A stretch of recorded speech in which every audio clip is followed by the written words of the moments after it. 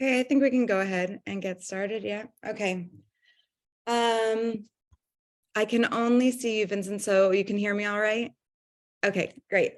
I can see that there are a lot of people here. Nice to have a good turnout. Thank you for coming. My name is HADASS, and I am one of the Andrea Mitchell Center Fellows. So we are having a conversation today about Black dignity with Professor Vincent Lloyd. And this is part of the Andrea Mitchell Center events. If you're not familiar, I wanted to post the link where you can see more events in the chat. There's a diverse amount of stuff going on in the center. And so you can check out all the upcoming events there. And then for any students who may be students or post students, I think as well, but directly post, there are some fellowship and grant opportunities on the website too to be aware of. So let me post those too to get business out of the way. So this event is part of the Andrea Mitchell Center's series on race and politics. And I'm delighted to have our guest, Professor Vincent Lloyd. Vincent is an associate professor of theology and religious studies and the director of the Center for Political Theology at Villanova University. He has also served as a faculty member at Syracuse University and Georgia State University. His work and teaching focus on philosophy of religion, religion and politics, and race. My initial intention was to note all or half or at least some portion of his, I will do some portion of his publications, but if I was to do all of them, we would not have much of a conversation. So let me note the major books that Vincent has worked on so that you can check those out if you're interested. So before Black Dignity, he published along with his co-author Joshua Dubler, Break Every Yoke, Religion, Justice, and the Abolition of Prisons with Oxford University Press. Before that, In Defense of Charisma with Columbia in 2018. Religion of the Field Negro on Black Secularism and Black Theology with Fordham University Press in 2017. Black Natural Law with Oxford in 2016. The Problem with Grace, Reconfiguring Political Theology with Stanford University Press in 2011. And Law and Transcendence on the Unfinished Project of Gillian Rose with Palgrave Macmillan in 2009. Oh, so this is part of a book in a long history of excellent work, and I'm delighted to talk about this in particular. So the work we're talking about is Vincent's newest work, Black Dignity, The Struggle Against Domination, and is published with Yale this past November. And as the name implies, we're going to be talking about Black dignity. And I want to set up some initial definitions of both what dignity means and what Black dignity means in this work and how it's structured to kind of, I'm sure that plenty of people here have not had the opportunity to read it yet and to orient everyone in the work that we will be discussing today. So dignity, Vincent writes, denotes struggle against domination. The more struggle, the more dignity, the less struggle, the less dignity. He goes on to say that dignity does not have to look like a political protest, though it can. It can look like song, dance, jokes, sermons, or silence. In each case, dignity names a performance, activity, including an activity of refusal, rather than a result. Black dignity, specifically, Vincent writes, is the paradigm of dignity, and Black philosophy is the starting point of all philosophy. This, he tells us, is because nowhere else is the mechanism of domination as precise as an anti-Black racism. Never can we be as confident about correctly identifying dignity as when we identify Black dignity. So I'm going to give the first question in anticipation will be, did I get anything wrong? Did I misrepresent anything? But the book is structured into 5 chapters, and each of these, or 5 main substantive chapters, each of which deals with one concept in the philosophy of Black dignity. And these are encapsulated in hashtags. And in offering the this investigation into these hashtags, Vincent is also trying to set a foundation and kind of spell out a foundation for the Black Lives Matter movement too. What is the underlying philosophy that's being enacted, and how do we also integrate some type of kind of philosophical coherence to that as well? So the 5 hashtags are Black Rage, Black Love, Black Family, Black Futures, and Black Magic. And we're going to take about 4, we'll see how it goes, but there'll be time for at least a half-hour Q&A, I hope. And you're welcome to post your questions. The best way to do it is if you go to the bottom of your screen, there's a Q&A button. Feel free to post them as they emerge throughout the conversation, and we will get to them at least during the last half hour. So let me get to the first question, Vincent, which is any amendments you have to your introduction? Oh, first, thanks so much for having me and for introducing the book. Yeah, I think you did a great job of describing the main framework of the book there. Wonderful. So I want to start off by kind of setting what the background for this book is. And I was wondering if you could tell us a little bit about what experiences led you to writing it. Sure. So most immediately, as a teacher or someone in a classroom, I was hearing post Trayvon Martin, Black students talking about race in a new way and talking about race and politics in new ways. And it struck me that this is a dramatic shift, maybe as dramatic as the shift from the civil rights movement to the Black Power movement, where the terms of the discourse transform. What had been race talked about in a context of multiculturalism, with Blackness as one race among others, one sort of site of oppression and site of affirmation, transformed to talk about the specificity and uniqueness of anti-Black racism, and on the flip side, an affirmation of all things Black in various ways.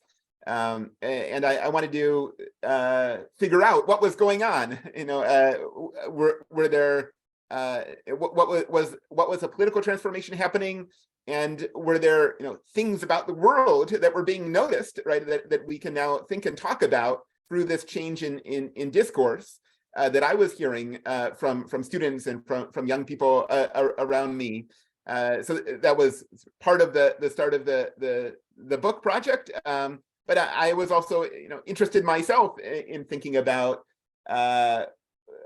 race as a political problem. I've been involved in political organizing on different issues around labor, around sort of education justice, around gentrification, but I hadn't had always had some hesitations about the political organizing around race. And then I realized, those hesitations were probably because the political discourse was framed in the terms of multiculturalism. And now that this framework of anti-Blackness was energizing conversations about race, it felt much easier for me to sort of tell a story about my own experience and my own political formation that allowed anti-Blackness to stand with these other issues as ones deserving of my attention and my sort of political energy. So one question I had is, you were saying that it was largely in the classroom that you start noticing this transformation in how students impart and maybe broader political transformation in how things are being discussed? This may be because I spend too much time in classrooms and not enough time in the world, but yeah. Well, I was wondering about that. Was there elements of this transformation that you anticipate, like that you were unsurprised by, that you could kind of see coming, or did it catch you? And was it kind of an unexpected revelation? Yeah, so I was surprised in this earlier work that you mentioned on natural law, sort of looking at the tradition of invoking a higher law or God's law in Black political thought. I had told a story about that sort of political framework animating Black politics from Frederick Douglass to Martin Luther King, with various other figures in the middle. And then and then I told a sad story about how that framework of invoking a higher law in the service of ideology critique and in the service of political organizing had faded away in the 1970s as multiculturalism on the one hand and secularism on the other hand had both advanced and sort of captured the political discourse and practice. after telling that sad story about the sort of decline of Black politics, to see the energy coming out of spaces around Black Lives Matter, did make me rethink my assumptions. And I noticed that in the first line of the Movement for Black Lives platform that was sort of consensus upon by many grassroots groups, there's an affirmation of dignity. So I thought, well, maybe instead of thinking about Black politics as organized around higher law or God's law, this sort of invocation as a site where ideology critique and community organizing come together, I could think about dignity and recover a tradition of dignity as another site where ideology critique and political organizing converge. Wonderful. So so one thing you brought up as well was that there was something that felt amiss to you, and you realized that multiculturalism and that being the dominant framework was a part of that. And so I want to ask you what you think the health is of the multicultural framework in general. So you both invoke this idea, this kind of declaration that multiculturalism is dead, and that also an acknowledgement that perhaps it's also the status quo. And I was wondering if there's, in that kind of paradox, is it something you're kind of calling forth in saying it's dead, or do you see actually in the broader world a real rejection of multiculturalism happening? Yes, yeah. So one of the refrains in the book is that the era of multiculturalism is over, and that a new era is beginning, as a way of naming this paradigm shift, to abbreviate it, in political discourse. And I do think, more substantively than rhetorically, right? We're at a transitional moment, right? Where for a long time there was one way in which U.S. politics organized difference, and because of the political efforts of Black folks, but also Indigenous folks, also in some ways feminists, and other communities that are making claims to justice that are not reducible to the terms of multiculturalism, that framework is no longer has the power that it once had, and it's a little unclear what's going to happen next, right? I think one of the motivations in this book was seeing energy around this strong claims to justice coming out of grassroots movements, but also worrying that if there's not a sort of moral and political orientation or sort of grammar that's made explicit of these movements that shows how these justice movements are left in their orientation and not liberal in their orientation, to sort of speak in shorthand again, then that political energy will fall away. They'll be captured by what remains of the sort of multicultural status quo, which one finds in a lot of spaces, right? In education, right? In secondary education, high schools are still very invested in a sort of multiculturalist framework, as are other sort of sites in our culture. So that multiculturalism isn't gone, but its foundations are shaking. Right? There are sort of insurgents coming from different directions, and I think we have an opportunity to imagine new ways of thinking difference now. That's useful and clarifies things for me. And one question, hopefully we'll get to later a little bit more, is just about the role of intellectuals in these movements and kind of the idea of undergirding a movement with some coherent premises and philosophy to fall back on as a way to ensure it doesn't get captured by dominant things we would like to fall away. So I want to ask a few other just foundational questions that I'm curious of someone who's beginning to read the book, how these things informed your thinking of it. And one is that you draw on literary references as you go, and a number of times you kind of talk about the power of art, song, poetry, dreams, and you write, they offer foretastes of futures with no domination, that there's this vision in them. And I was wondering if you could, if what your thinking in invoking that was going in, and maybe say a little bit more about how you see the roles of these less premise argument type of art forms. Thanks. Yeah, and I do try and weave in reflection on literature and to some extent music and art in the text. Some of that comes just from the traditions that I'm dealing with. Figures like James Baldwin and Audre Lorde and Paul Robeson, right, are both political thinkers and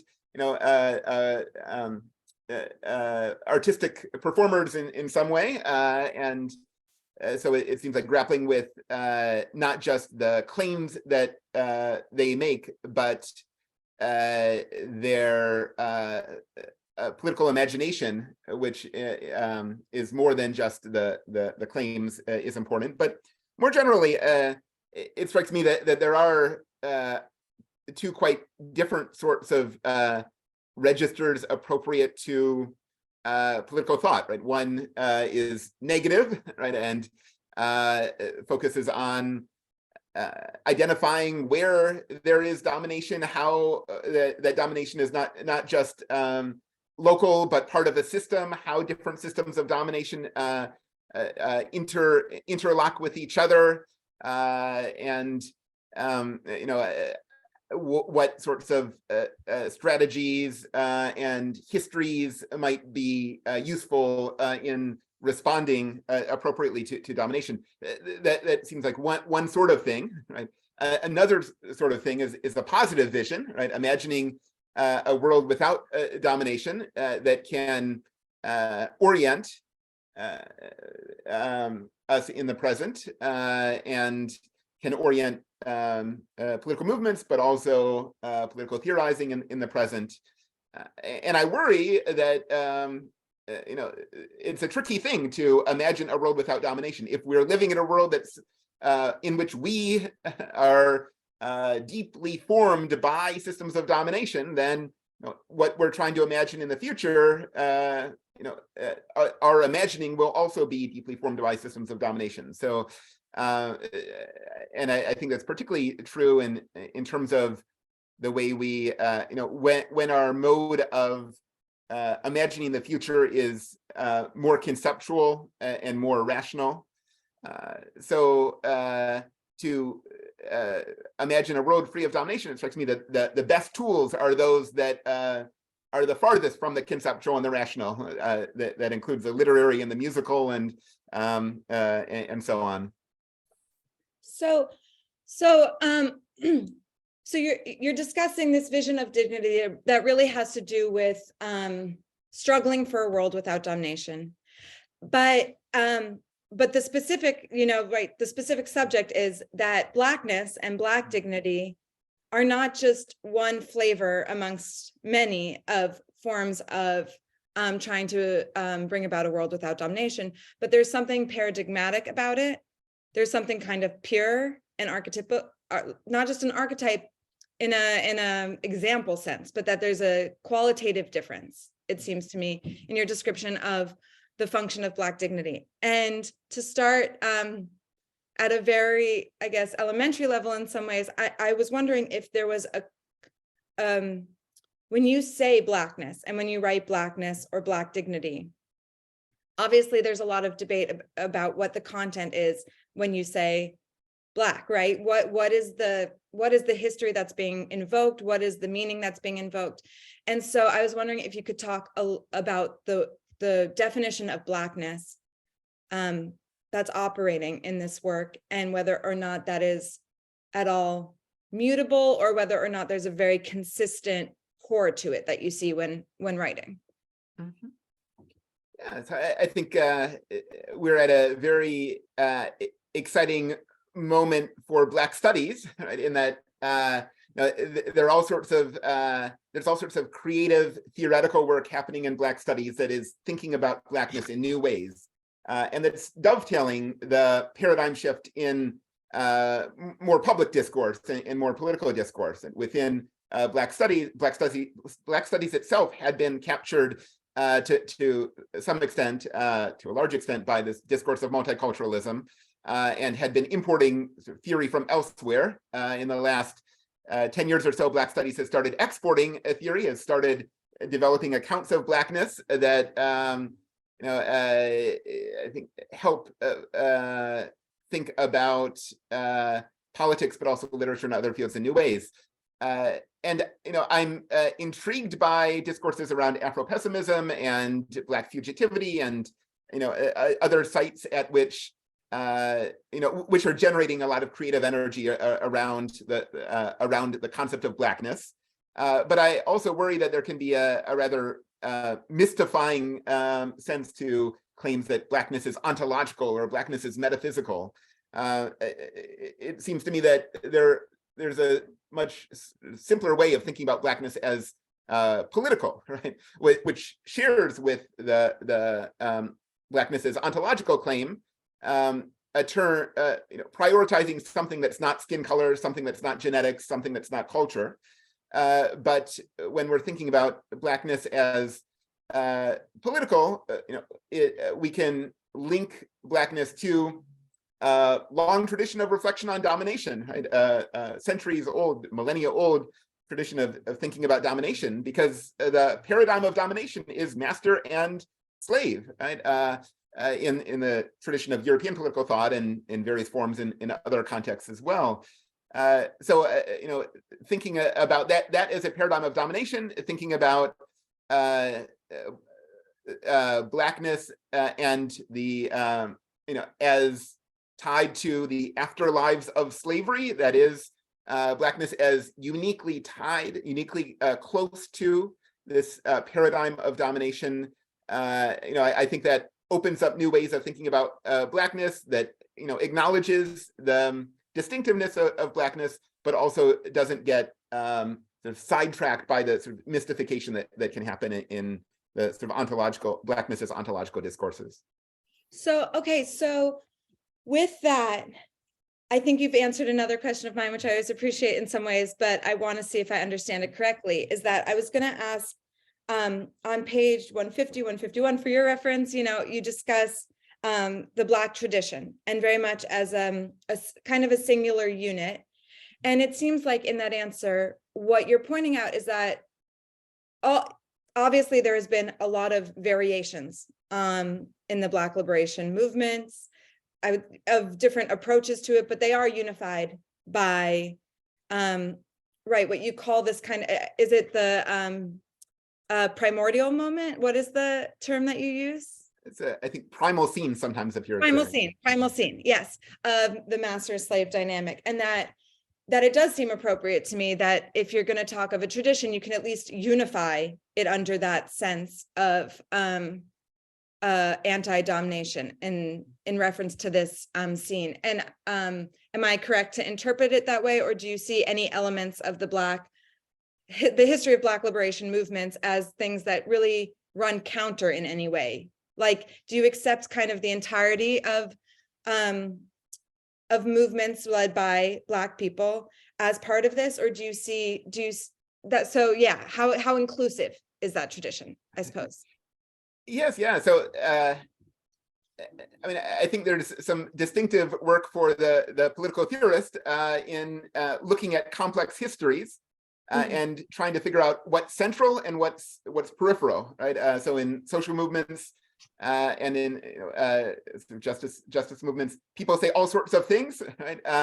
And that they that distribute fairly widely in the service of proximate political goals, but also as part of broader claims about what justice looks like. And so I take it as part of my task in this project to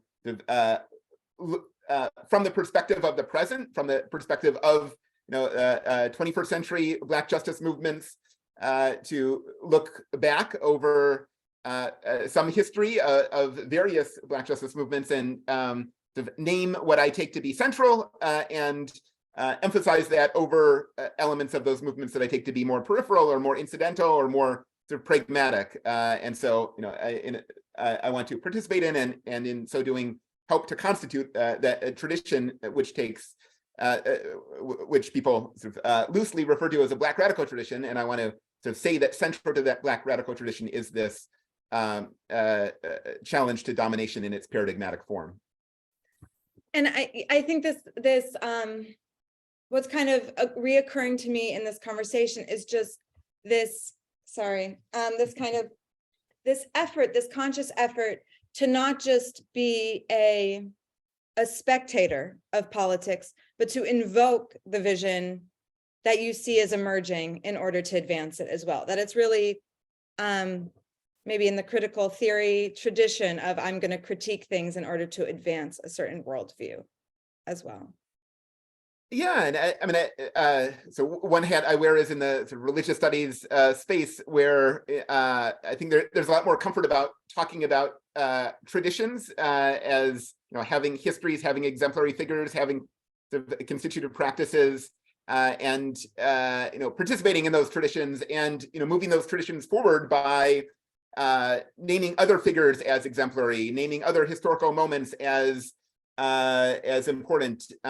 And those traditions, in the religious studies context, it's clear how they have normative force, right? If one calls oneself a Christian and the Christian tradition is redescribed in a certain way, and one sort of the norms of that tradition have a hold on the Christian, and so one might have to live differently in that case. And so I want to think analogously with a black radical tradition, that if we redescribe that tradition in certain ways, we point to different histories, different exemplary figures, then that new story has a normative force on the present. So that thank you opens the door for me of some questions I had about the role of religion as you see in this current moment of Black politics, and as a just foundational question of how do you understand the role specifically of, it emerges in your work a little bit, but of Christianity in the struggle for Black dignity or Black Lives Matter specifically? Yes, thanks. There is a narrative that sort of goes around about Black Lives Matter, that it, in contrast to the civil rights movement, Black Lives Matter is an unchurched movement. It's led by people who are alienated from religion in various ways, as opposed to the civil rights movement, where religious leaders were front and center. Religious language was at the moral heart of the civil rights movement, at least in this story. I think that story gets things wrong in various ways, right? The civil rights movement itself was much more complex, but when we look at the discourse around Black Lives Matter and the practices, protest practices around Black Lives Matter, there is a whole lot of language of spirit, of faith, a kind of eclectic embrace of parts of various religious and spiritual traditions that are found useful, particularly around discourses of healing. So I think we ought to take seriously that the sort of spiritual sensibility that circulates around Black Lives Matter. And in the chapter on Black magic in the book, I try and again fill out a bit of a grammar as to how to do that, right? How to think about domination and spirituality together. Sometimes I think we think of religion as maybe having political potential, but spirituality as being apolitical. So there's a bit of a task there in sort of thinking about how the spiritual can be political or part of a grammar of politics. In terms of Christianity in particular, so I think Christianity is part of this mix of a kind of eclectic blend of religions and spiritualities on which activists and organizers draw. But Christianity is also sort of part of the secularized Christianity is part of the language of politics and language of America, right? As the self-understanding of the nation. And so it strikes me that sort of engaging with that secularized religious discourse is really and thinking through its religious roots is essential in figuring out how to rightly respond to the forms of domination that we find around us today. So on that note, I want to like this concept of what are the religious roots of some of these concepts. And I want to quote something that comes up and get your take on the specific religious roots of this element, which is under your section on Black futures, you write, Black activists and theorists today often talk about, quote, the end of the world. The only possibility of flourishing will be after the end of the world. Racism and other forms of domination so contaminate the world that only after it ends will we be free. And so this is, I do not know that much about Christianity and religion, and I have vague awarenesses and senses of what, that there is also a vision of the end of the world in Christian theology, of the second coming, of there being a world perhaps free of domination, perhaps something else, again, not my zone so much, but I am curious to what extent this invocation of a vision of the end of the world, that we need the coming of the end of the world for the possibility of another existence without domination. And I'm wondering if you see that as akin to drawing on this maybe secularized religious language, akin to Christianity, or of a different type. Thanks. Yeah. So this end of the world language circulates in activist and organizing spaces. It circulates. It's found in the Frank Wilderson's work on Afro-pessimism. It comes from Frantz Fanon, Aimé Césaire, who both have things to say about the end of the world. Now, in none of those sites is it explicitly Christian. For Césaire, Césaire has things to say about the shortcomings of colonial Christianity, and yet is deeply formed by a kind of Christian imagination in the background of his literary and political writings, as he's also formed by communist affinities and associations. Fanon, the French wretched of the earth is the damned of the earth, right? That sort of a sense of the theological imagination is very present in even at the surface of Fanon's writing. It strikes me as a compelling political philosophical argument, independent of religious associations, that on the one hand, the world is chock full of systems of domination that are interlocking and that are partially constitutive of us individually and socially, and that that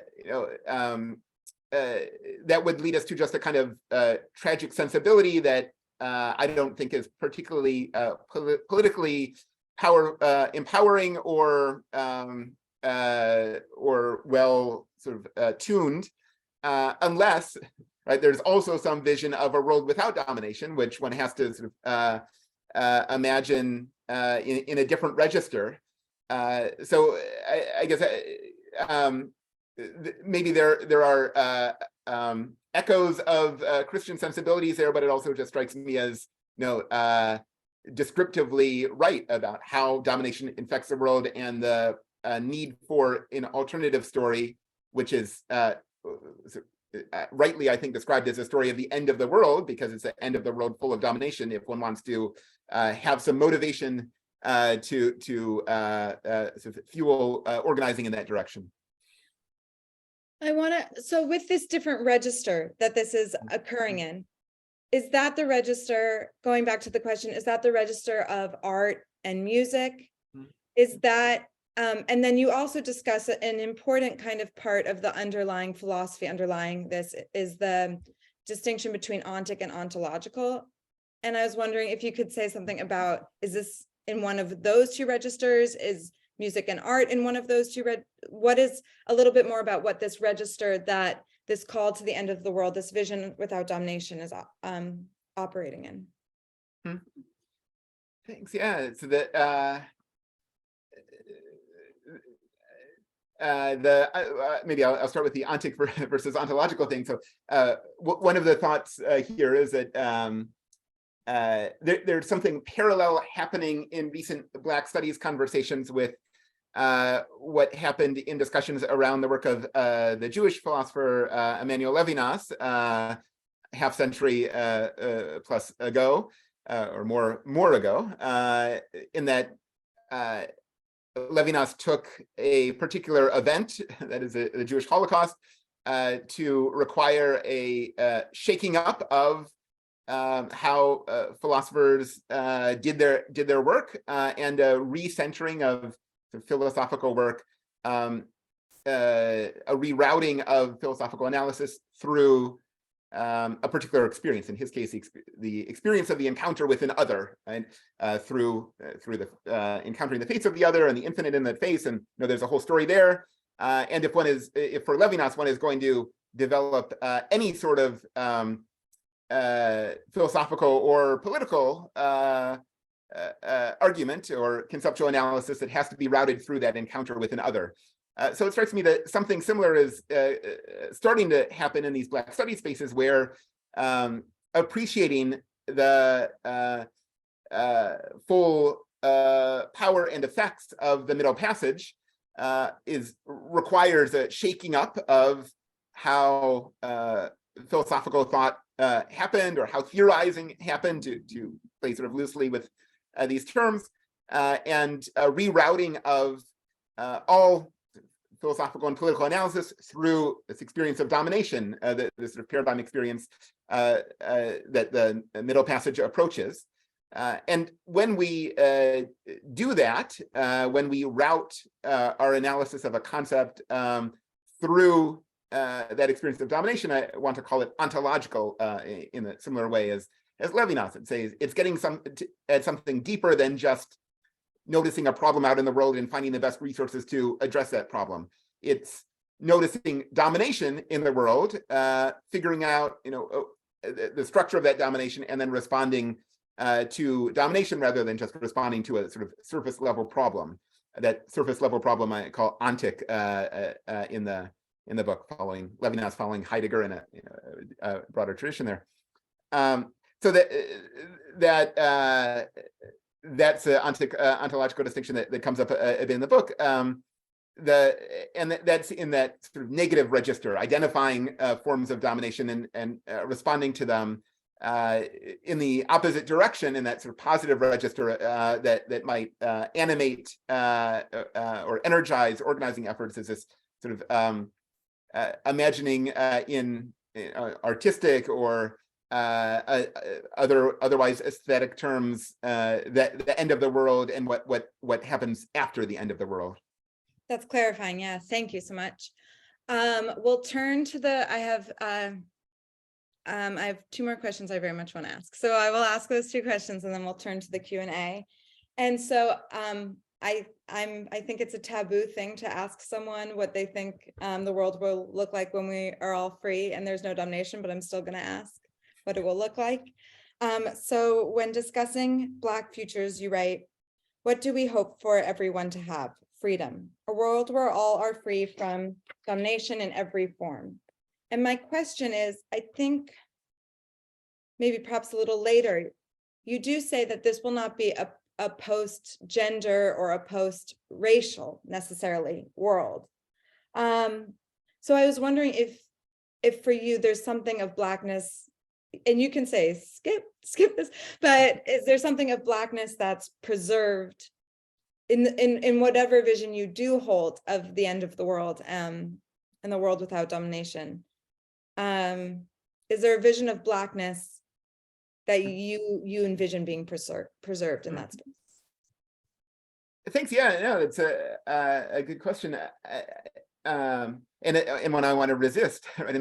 For the following reason, it does strike me that the mode in which we think about this time after the end of the world, is one of where we're always being tempted to make claims in a sort of a conceptual register, right?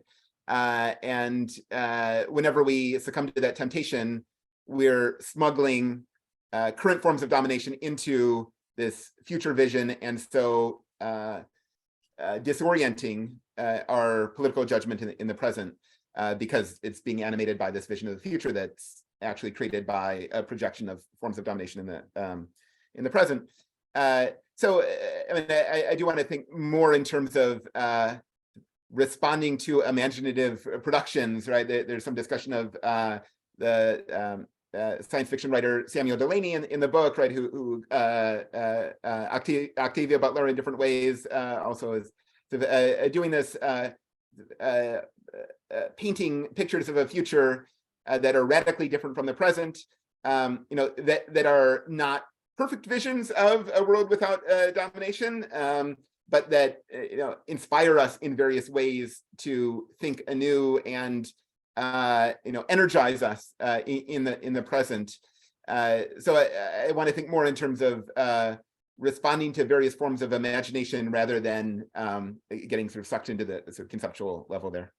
Yes, and I understand that. And so before one final question for me, and kind of thinking about how to approach this conversation, I was toggling between, orienting it around the hashtag terms, and I opted for a more kind of broad approach, but that is in a lot of ways the core, at least schematic of the book. And I do apologize for not kind of paying that its due a little bit more, but I am curious about the use of these hashtags. To what degree do you see them as a literary function, a way to organize these thoughts? Or are you commenting on the role of social media, of this type of kind of movement PR maybe, or movement, maybe PR is the wrong word, but this format for communication? And so is there something kind of broader you're speaking to, or did you relate to it as a device more? Thanks. Yeah. I think there is a lot to be said about how the forms of media create possibilities and limitations in political theory and practice. The newspaper versus the speech versus the tweet. Each have important effects on shaping those possibilities and limitations. In this case, I think there was a broader worry about how we approach theorizing and philosophizing, right? That if we begin with clarifying either ordinary language usage or intuitions about concepts, we will again be smuggling in these forms of domination that contaminate our ordinary language, contaminate our intuitions, and the sort of philosophical and theoretical work that starts there ends up replicating rather than challenging forms of domination, even when it's purporting to do the opposite. And so, what to do? Well, it strikes me that turning to sites of struggle where there are experimentations with new forms of language, new concepts, new forms of practice, to start theorizing or philosophizing that's aimed at challenging domination there, right? In the discourses of movements struggling against domination is a much more apt place to start, and to take as structuring for an academic project or a theoretical project or a philosophical project than starting with ordinary language or conceptual analysis. Yeah, and I think that is what comes across most of all in that separation, and so that very much aligns with what's there. And so let's turn it over to the Q&A. You can see them as I can as well, and there's a chance that I won't be able to resist asking some more of my own things, but I will try to keep it to audience questions. So if you have a question on your mind, feel free to post those. So the first question is from Mitchell, and he writes, if I understand correctly, dignity is defined in terms of resistance to domination. Does that mean that in a world or a society of complete equality, there would be no such thing as dignity? And so is part of the hope of dignity that there's no need for it anymore? Is that its value in part? Yes, so there is something paradoxical there, which I agree is paradoxical, and sort of want to embrace that that paradox that in and respond to that paradox by again naming these different registers, the sort of critical register, which is a conceptual register, which has a sort of a rigor to it, as opposed to an imaginative register. So in that imaginative register, questions of equality or even dignity are they're not the sorts of questions that one can ask because it's just not the sort of thing that is fitting for that imaginative register. I'm happy to be persuaded on that, but that's the official story of the book. And I will say, like, I don't think I mentioned this, is that there was something that struck me also with this definition of dignity. There's something that feels like it did align with a certain common sense relationship that I feel, or I don't know if common sense is the right word, but of when you feel that someone really has dignity does seem to take place when they're up against a challenge and acting and showcasing humanity and showcasing bravery and showcasing a sense of self in face of that. So Dana Hollander says, you mentioned dreams. Let's see, you mentioned dreams alongside art forms as being worthy of study for the foretaste they could offer of a future without domination. What alerted you to this potential of dreams? And what can you tell us about the potential of how to capture it? Thanks. And dreams in their psychoanalytic sense are maybe a bit above my pay grade, but just starting from a very familiar scene, Martin Luther King, of course, famously has a dream, and I think we sometimes don't appreciate the dream-like status of that dream, right? The word dream it's not a vision, it's not a systematic account of the future that King is putting forward, but a dream suggesting a different register than the systematic, than the worldly more broadly. So I guess what alerted me to the potential of dreams, I think just trying to figure out what King meant there, which I was reflecting on that King language a bit, because one of the striking things about Black Lives Matter related discourse is that the language of hope is so absent, right? The language of hope is one that we often associate with the civil rights movement, at least in its retelling from the perspective of the multiculturalist present or multiculturalist last few years, where now, right, there's talk of futures in this sort of Black Lives Matter context, but not so much of hope for a time of equality or something like that. That kind of language seems to be missing. And so, what I was trying to think about was, how can we turn back to texts like King's speech or events like King's speech and see them as not so much about hope, at least not hope in a sort of fairly straightforward or familiar sense, but as much more aligned with the Black Lives Matter style discourse. That is, King's dream as being about Black futures rather than being about Black hope. Mm-hmm. And a question from Kerrigan. They write, I hope I'm interpreting the conversation correctly, and this question makes sense, which from my skimming it does so far. You can have your own judgment. Because Blackness can be unified to that scene in history, is the concept of Blackness timeless, unalterable, or does the concept also face the risk of dying, like the idea of multiculturalism as a system of power and domination, or even language and politics and philosophy change or evolve? Thanks. Yeah. So I'd say a couple of things about this. One, that I'm interested in writing responsive to conditions in the present, and writing to responsive to the domination that we confront in the present.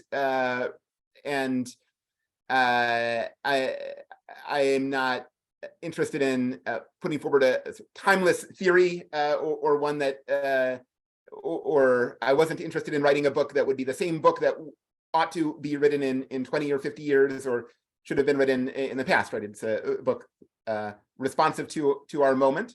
On the question of Blackness as tied to domination, so the claim is that domination, this sort of paradigm, this primal scene of domination is central to our concept of Blackness, but doesn't have to be exhaustive of our concept of Blackness. There may be other things that shift over time. These things that we're more familiar with, genetics and culture and skin color and so on. But the central feature, the essential feature, is one tied to that primal scene of domination. This is not something you have to answer, but it makes me curious about, is there a history, and if so, what are some examples of structures that were created for domination that really have successfully, and fully transformed into that has taken to a new meaning, in kind of a full way of like, what is the life after? Have we seen any examples of what life after domination looks like with certain hierarchies? And does the thing, does what we've named parts of those disappear, or do they it made me curious of that. We'll turn to Katie's question. Katie writes, "Thank you so much for this. I'm looking forward to reading the book. Could you further explain how you define domination? How does your definition align with or differ from other understandings? From a political theory perspective in particular, I'm interested in the relationship between your concept and the concept of non-domination in contemporary republicanism." Yes, thanks for the question. And I certainly do want to play with sort of Philip Pettit adjacent discourse on neo-republicanism and the way that domination is understood there as a capacity for one to arbitrarily exercise his will over another, and sort of scaling that up and around in various sorts of ways. That definition, I think, nicely tracks with traditions of thinking about master-slave dynamics, but can be further clarified and refined by reflecting on the experience of the Middle Passage, where there's a sort of stripping of language and family connections and relationships and other aspects of oneself that go along with that capacity to arbitrarily exercise one's will on another. That capacity is fully formed when the sociality of the enslaved is stripped away, or at least transformed. So maybe that responds a bit, starts to respond to Katie's question there. I would say, in response to your comment to us, I think it's easier to think of forms of domination which one might say go private, right? That they used to be things that we would do in public, and then go sort of we're no longer allowed to do them in public, and then sometimes they get exposed, right? I think the discourses around Me Too are in part the transforming of noting that forms of domination that once happened without a second thought in public continue to happen, right? The system of domination is still there in full force, but now happen in private, and so there's a different kind of response that's required when something is done and disclaimed at the same time. Thank you. So I'm going to turn to Roxanne Eubin's question. I do want to just note, I realize that some people might have joined a little later, that as you can see, the chat's not open, but the way to post a question, just for anyone who missed it, is with the Q&A button at the bottom. So that's where we're seeing the questions, if that was a confusion for anyone. So Roxanne writes, "I haven't yet had the chance to read your book, but I very much look forward to it. Just from the conversation so far, I understand that the meaning of Black dignity, as you define it, is bound up with the performative refusal of domination evidenced in a variety of expressions, the literary, the musical, the religious, and so on. This seems to me to rightly challenge the analytic account of dignity as an expression of the moral autonomy of the generic individual. This analytic conception is almost the default understanding of dignity, not just in moral philosophy, but in remarkably wide range of discourses, from those in social science to human rights to law. The list goes on. Do you have an account of how your formulation of Black dignity, one, is a critique of this default definition of dignity as about generic moral autonomy, and how, two, your argument might even work to displace as the default definition of dignity, displace it as the default definition of dignity? Or do these questions themselves reinscribe the hegemony of this definition? Thanks for that question. And dignity is a concept that gets used quite loosely and quite variously in different discourses in different domains. There's a theological sense of dignity, there's a legal sense of dignity, there's a philosophical sense of dignity, and there's a variety of ordinary language or ordinary uses of dignity. One way of sort of grouping these uses is to think of one sense of dignity as about a rank, a sort of high rank, aristocracy, or something like that is properly ascribed with dignity, where one duke is of equal dignity to another duke, and so on. Another sense of dignity that one finds, I think, across these domains is one that democratizes that aristocratic sense, right, where dignity is something to do with inherent worth or value of every human that's deserving of respect. Jeremy Waldron tells a story about a moment of transformation from this older to this newer sense of dignity, went along with different advances in modernity. The claim in this book is that there's a third sense of dignity that we find in not in the center but in the periphery when we are listening to Black justice movements. We find this third sense of dignity, which is performed rather than something held, which is always tied to domination and to struggle. This third sense of dignity has aspects of the first two senses. It has a sense of rank and of universality. The sense of rank has to do with this amount of struggle, or that one could tell a story about the amount of struggle. One struggles more, one has more dignity, one struggles less, or just sort of goes along with the status quo, one has less dignity, but also a sense of universality. We each, in our own lives, in various ways, are dominated by others and by systems. We each dominate others as well, and we each struggle with that individually and collectively.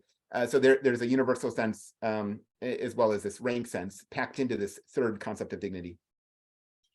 Thank you. So forgive me if I say your name incorrectly, but Itamar has a question that, if interpreted correctly, I think gets at part of the conversation we haven't talked about as much.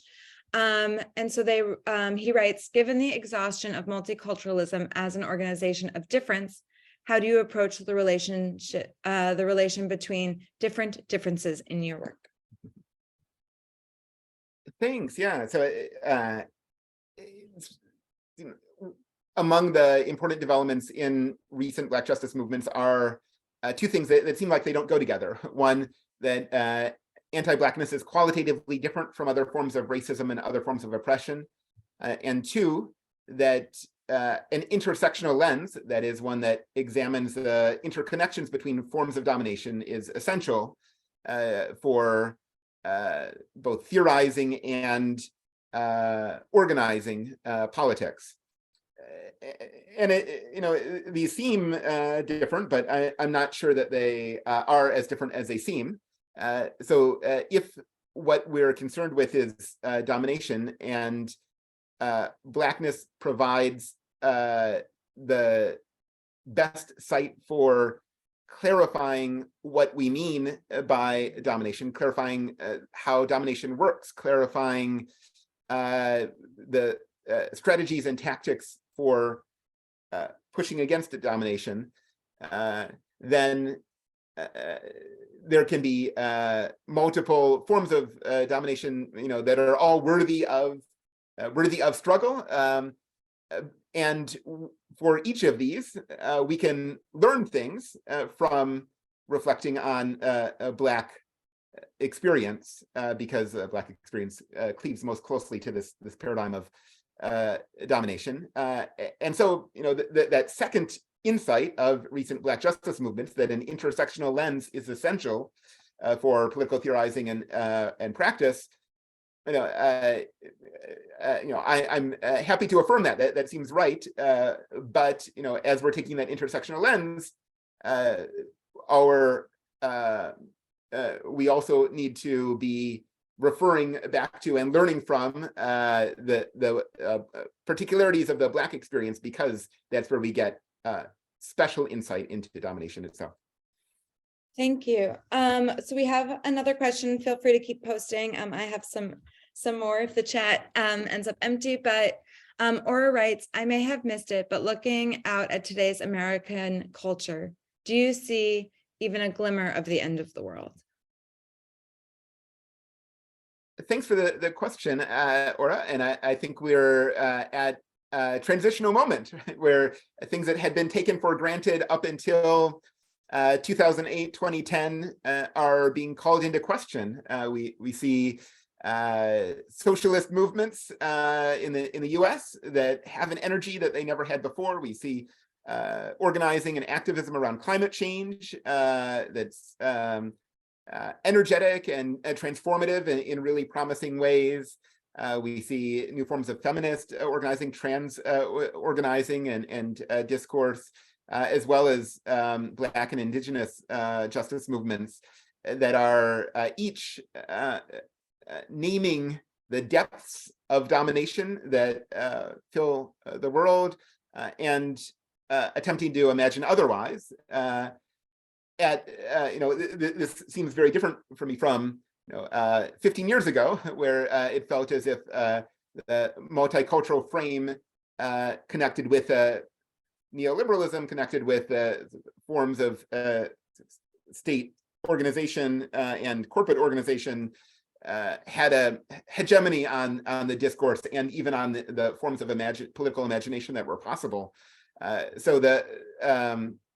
With these burgeoning forms of struggle and new forms of imagination, also comes new forms of resistance, from the state and from those invested in preserving the ways of the world and the status quo.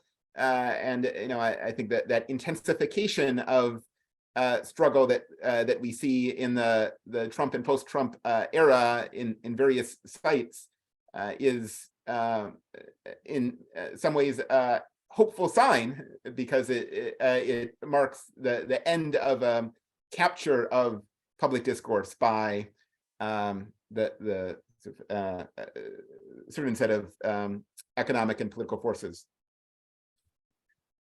So this leads to one of the questions I had lingering about what the glimmer is, what the political moment is, and if you feel comfortable saying something to this, I'm wondering kind of where you see the Black Lives Matter movement at this current moment. Do you feel that you have a sense of the direction it's headed in? Thanks. Yeah. There's been a good deal of media attention paid to National Black Lives Matter recently, and the forms of dysfunction and financial mismanagement that accompanied organizational structure that was created very quickly by enthusiastic but not deeply experienced folks in sort of organizational leadership. My sense is that the energy around Black justice movements is remains at the local level and uneven at the local level. Right? There are cities and areas where there's a good deal of energy. There are others where there's less energy. There's a lot of distrust of the national level leadership, and a distrust that was once directed at an older generation of political figures, Jesse Jackson, Al Sharpton, and so on. Even Obama, right, is now directed at sort of internally at national leadership within the sort of Black Lives Matter world, which may be healthy, right? To have some skepticism about figures of authority, is probably a healthy instinct. On the other hand, with this sort of local landscape being somewhat uneven, but being a site of energy, it also strikes me that particularly political movements that erupt very quickly and have a big effect at a moment have a longer term effect that's much harder to sort of track, right? That when people are primed for justice work, it doesn't necessarily show up as a continuity of within organizations or a continuity even within discourse.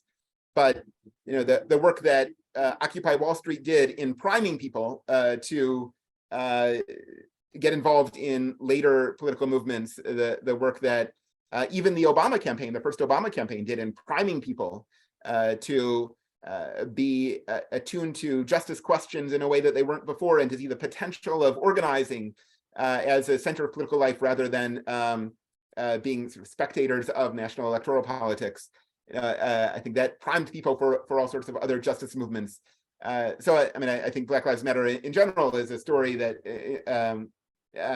has some continuing life, but its most important effect was in priming participants for future, as yet unexpected forms of political mobilization. So this question that I previewed in the beginning, and let me ask this, and then we have another question in the chat that I'll turn to. But a question of what's the role of the intellectual in part, and kind of talking about the idea of like it takes time to see what the effect of a movement is going to be, what the impact is going to be. Is the intellectual, do you see intellectuals as having like a real material role in directing that, in trying to shape that, or is there another function that you see? And just a note for the audience that this is a discussion that kind of emerges at the end of Vincent's book, in discussing what's the place of a kind of meta reflection on the work itself, I think. Thanks. Yes, I do want to depict the intellectual as occupying a rather tragic role, right? Those who are most impacted by domination have the most expertise in domination, and are rightly at the center of movements against domination. That being said, there is some important work to do in making comparisons between struggles here and now and struggles elsewhere in history, elsewhere in the world. There's important work to do in terms of finding and refining theoretical tools and philosophical tools that help us to identify and understand forms of domination. And there's important work to do in terms of offering a kind of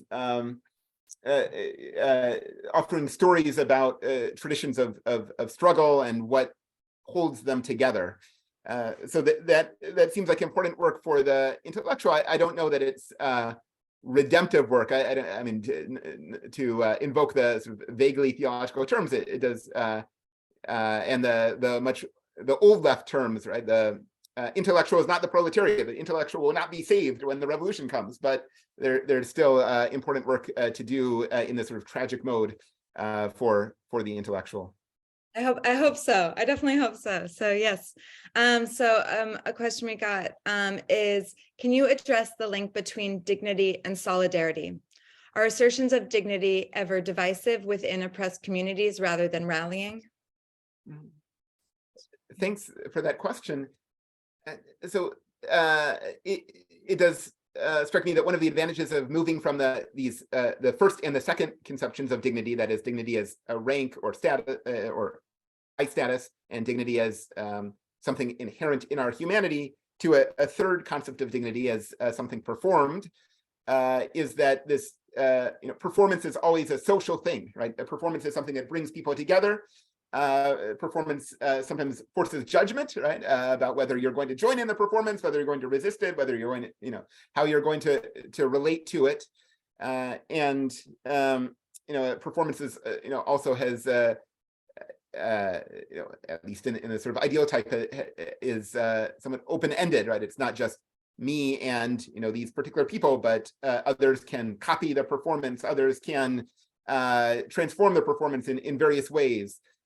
So I want to suggest that by turning from the first and second concepts of dignity to a third account of dignity, that there's a much more natural link between dignity and solidarity than there might otherwise be, because this sort of sense of co-participation in struggle is enabled when the focus of our attention to that sort of dignity and struggle is on performance.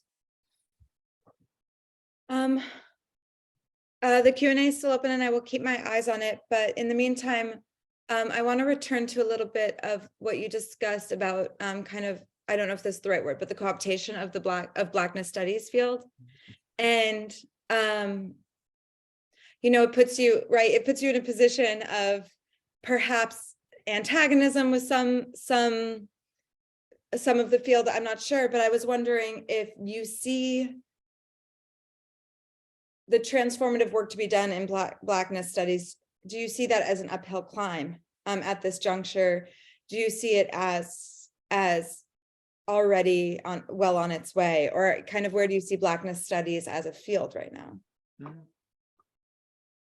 Yeah, thanks for that question. And I think packed into it are a couple of different questions. So there's a Black studies as an institutional form, that is something that universities were forced to create because of student organizing and student protest, and then took a permanent hold in some institutions as centers or departments or programs, and now are part of the ecosystem of institutions in terms of how they receive funding, how status is awarded, and so on. And those departments and programs have not been the site of new energy in terms of Black studies in recent years. They've been, if anything, responsive and very slowly responsive to the new energy around Black studies.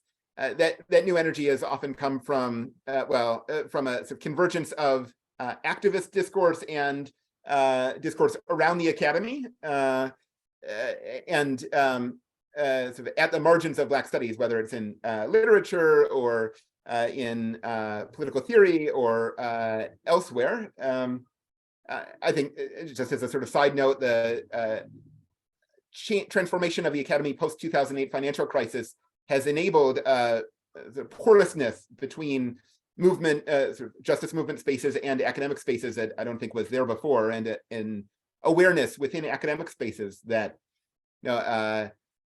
practical justice questions, economic and racial, need to be drawing the attention of the academy even more. So there's this back to the main story. There's institutionalized Black studies. Not the most exciting space these days, and hasn't been for a long time, but important to be there for political reasons, and because of its potential. There's energy outside, sort of floating around, that's calling itself Black studies. That strikes me as exciting and having a lot of potential, and also going in a lot of different directions, and sometimes a little bit too subject to the dynamics of social media. That is the desire for the retweet and the desire to copy kind of micro conventional wisdom and pass that off as sort of rigorous thought, to put it a little bit dismissively. So I think that we're going to see over the coming years the ways in which that new energy around Black studies is in part institutionalized, in part sort of feeding social, extra academic social movement culture, And I'm sure there will be sites at which good things happen and sites at which bad things happen, as that dynamic takes place. Surely, yes. Yeah. So I have some more, I'll start with more general. I have some more kind of weedy in the weeds questions, but one of the underlying concepts that you have that you don't explore in and of itself as much is this mention of Black philosophy being the starting point of all philosophy. And could you say a little bit more about what you're invoking there? Yeah, let's start there. Right, so here I'm thinking again in parallel with Levinas, or the sorts of claims that Levinas makes, right, where the project of philosophy that Levinas was looking out on, he thought was deeply contaminated, and that contamination was made clear by an event, right, the Jewish Holocaust in Europe in the 1940s. So I think the strong claim made in the sorts of Black studies spaces that I think is getting at something right is that philosophy these days, right, in academic and a much looser, broader than academic sense, is also in many ways contaminated by forms of domination and by habits that go uninterrogated, that the appreciation that social movements have forced in recent years of afterlives of slavery and the full impact of slavery is forcing us to void the sorts of conceptual analysis that was being done in philosophical spaces. And after that conceptual analysis is voided, start to fill it in anew, routed through domination. So, for example, the chapter on love in the book looks at ways in which the language of love and conceptual analysis around the language of love gets contaminated, how we can identify those forms of contamination, how we can clear out in a sort of negative mood that content of ascribed to love, the sort of necessary and sufficient conditions of love, so to speak, and then how we can fill in new content where love is about struggle against domination in a particular sort of way. I think that might be a better note to end on than the questions I was going to ask about Nietzsche. So I will save those for getting to talk to you at a later date. I want to open the floor to you if there's any final thoughts or information you want to say about the book to anyone. No, thank you so much for your wonderful questions, and I've learned a lot, and both in the response to the audience questions and thinking through those issues, but especially HADASS and your really thoughtful reading of the book and presentation of probing questions on it.